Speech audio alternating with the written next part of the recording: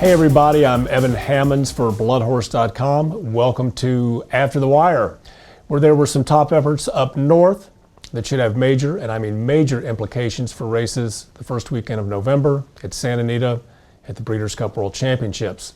But the big horse in the big race was pretty easy to find, Woodbine Racecourse, Sunday afternoon.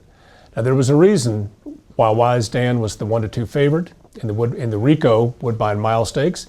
He came into the race off a 5-length romp in the 4-star Dave at Saratoga, and he's been an absolute monster for nearly a year now, while dazzling us at Keeneland and Churchill Downs and Saratoga.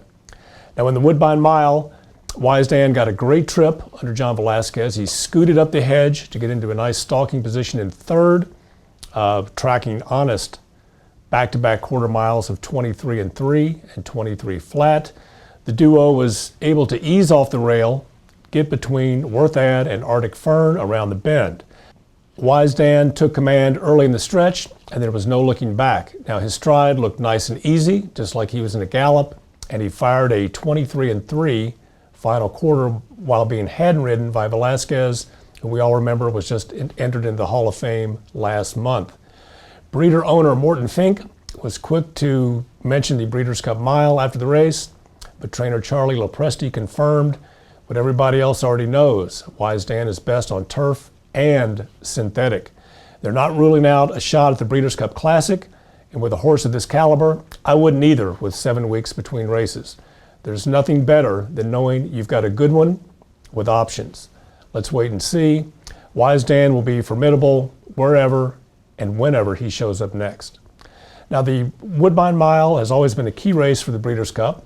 Lopresti won the race last year with Tour Allure, who came back and was just beating a nose for the big prize last year. Wise Dan appears to be on a whole nother level than Tour Allure in this spot. Now there were 6 graded races at Woodbine over the weekend. Their major weekend, with the exception of the Queen's Plate. There was one other race that we think gave us a good look at a horse that will have a huge chance in the Breeders' Cup.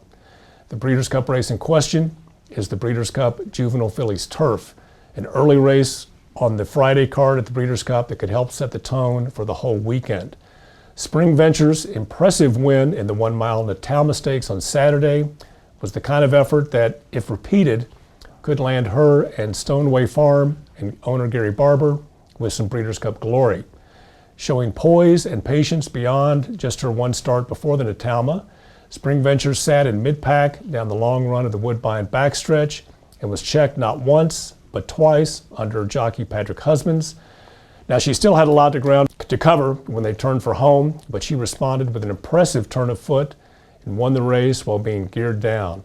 It was one of those kind of performances that makes you think single. Now, not to be outdone, trainer Mark Casse also ran second with Spring in the Air. Both fillies are from the first crop of WinStar Stallions, Spring at Last. Now we have 2 endnotes here. Spending some time out at the Keeneland September sale has been uplifting for those of us in the industry. It's great to see the traffic and the enthusiasm return to the thoroughbred auction marketplace. Selling is still tough, as it always is. The market focuses on the big horses and the big prices, but the level of lookers and shoppers is encouraging. I'd like to thank everybody for watching. Come back to After the Wire next week.